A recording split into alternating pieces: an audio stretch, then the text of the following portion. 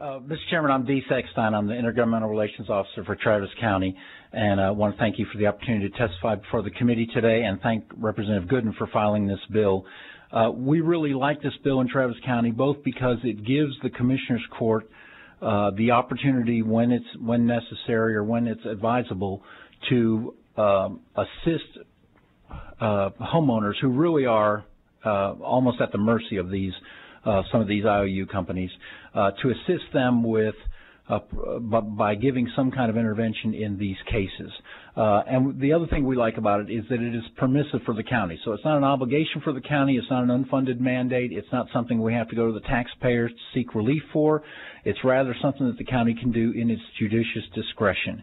And we appreciate every opportunity that the legislature gives local governments to exercise that kind of discretion. Representative Gonzalez. Thank you so much for your testimony. Hi, Representative. Hi, how are you doing? Good. You may not know this, but I'm curious, and maybe Lance someone can tell me, which counties does this affect? Like, I know it's bracketed, right? So it's not all counties. Is that correct, or is it all counties?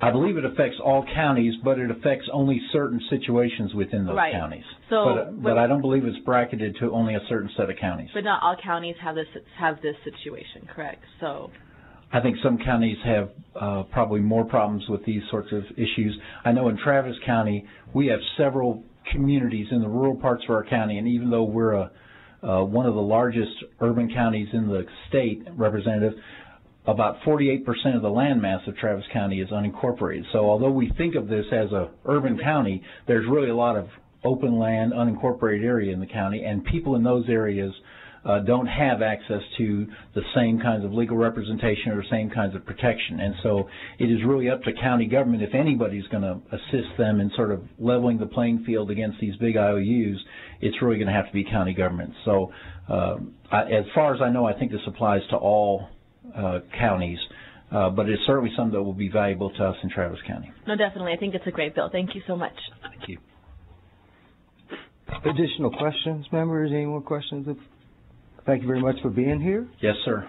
Thank you. Thanks for your continual service to counties in the state of Texas. I appreciate it, Representative. Mr. Eckstein used to be the insurance commissioner for the state of Texas, and he did a good job.